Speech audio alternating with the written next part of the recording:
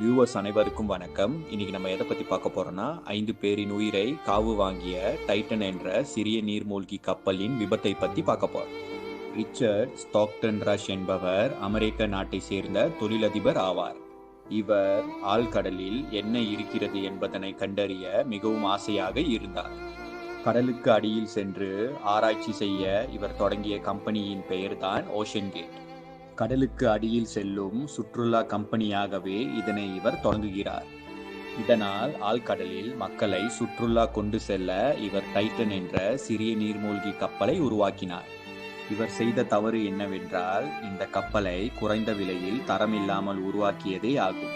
இதனால் தொடக்கத்தில் கப்பல் தரமாக நல்ல முறையில் செயல்பட்டாலும் நாட்கள் செல்ல செல்ல அதன் செயல்திறன் மற்றும் கப்பலின் உறுதி சிதைய தொடங்கிவிடும்.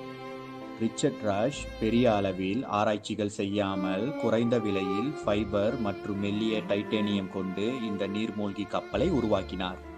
பல பெரிய ஆராய்ச்சியாளர்கள் இப்படி விலை குறைவான முறையில் கப்பலை செய்தால் ஆழ்கடலில் இருக்கும் அழுத்தத்தை கப்பல் தாங்காது, இது பெரிய விபத்தை உண்டாக்கிவிடும் என கூறுகிறார்கள்.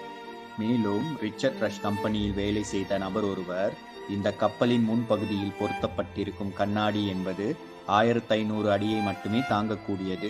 கப்பலுக்கு அடியில் 4000 அடி ஆழத்தில் இருக்கும் டைட்டானிக் கப்பலை காண சென்றால் நிச்சயம் இது உடைந்து விடுவதற்கான வாய்ப்புகள் அதிகம் இருக்கின்றது என அவர் கூறியுள்ளார்.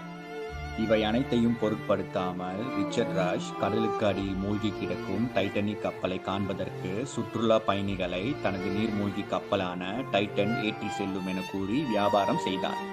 பலர் ரிச்சர்ட் ரஷ் உருவாக்கிய டைட்டன் என்ற நீர்மூழ்கி கப்பல் சிறிய அமைப்பை மட்டும் கொண்டிருக்காமல் நவீன வசதிகளையும் கொண்டிருக்கவில்லை என கூறுகிறார்கள். ஒரு விலை குறைவான கேம் விளையாடும் கண்ட்ரோலர் மற்றும் 2 டச் ஸ்கிரீன் கம்ப்யூட்டரை கொண்டு 10 மணி நேரம் ஆழ்கடல் பயணத்தை தன்னையும் சேர்த்து 5 பேருடன் டைட்டன் நீர்மூழ்கி கப்பலின் மூலம் ஆழ்கடலில் பயணிக்க திட்டம் தீட்டுகிறார். ரிச்சர்ட் ரஷின் டைட்டன் கப்பலின் மூலம் ஆழ்கடலுக்கு சென்று மூழ்கிய டைட்டானிக் கப்பலை பார்க்க சில பணக்காரர்கள் 2 கோடி அமெரிக்க டாலரை செலவு செய்து சென்றுள்ளனர். இவர்கள் 5 பேரும் டைட்டன் நீர்மூழ்கி கப்பலில் அமர்ந்தவுடன் வெளியே இருந்து கதவு மூடப்படுமாம். உள்ளே இருந்து என்ன செய்தாலும் கதவை திறக்க முடியாதாம். வெளியே இருந்து கதவை திறக்கும்படியே இந்த டைட்டன் நீர்மூழ்கி கப்பல் வடிவமைக்கப்பட்டிருந்தது. பலர் இந்த டைட்டன் நீர்மூழ்கி கப்பலின் பாதுகாப்பு மற்றும் அமைப்பின் தரத்தை பரிசோதிக்க கூறியிருக்கிறார்கள். ஆனால் ரிச்சர்ட் ரஷ் அதற்கு, நாங்கள் புதிதாக ஏதாவது கண்டுபிடிக்கிறோம், ஆனால் பரிசோதனை என்ற பெயரில் நாங்கள் கண்டுபிடிப்பதையெல்லாம் தோல்வி அடைய வைத்து தடுக்கிறீர்கள், ஆகவே இந்த பரிசோதனைகளை எல்லாம் செய்ய மாட்டேன் என கூறியுள்ளார். இவரது இந்த தற்பெருமையான பேச்சால் 5 உயிர்கள் பலியானதே மிச்சம்.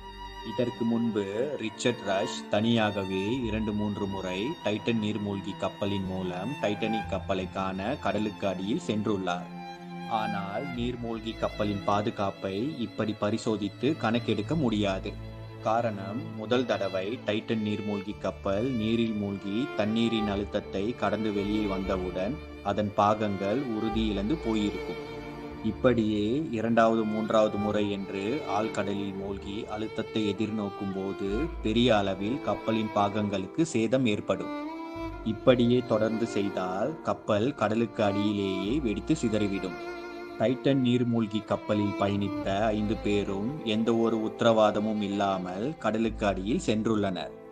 விலை குறைவாக தயாரிக்கப்பட்ட டைட்டன் கப்பலை கொண்டு 13,000 அடி ஆழமான கடலுக்கு அடியில் செல்ல திட்டம் தீட்டினார்கள்.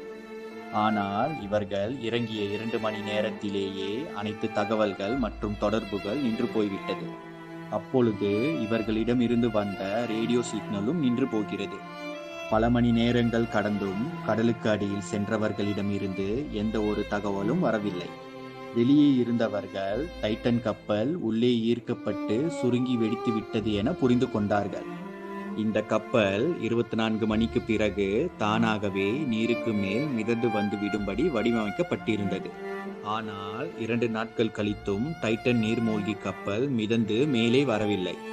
பிறகு தேடும் பணியின் போது டைட்டானிக் கப்பல் மூழ்கி இருந்த இடத்தின் அருகே 1000 அடிக்குள்ளேயே உடைந்து சிதறிய ஓஷன் கேட் டைட்டனின் பகுதிகள் கிடைக்கின்றன.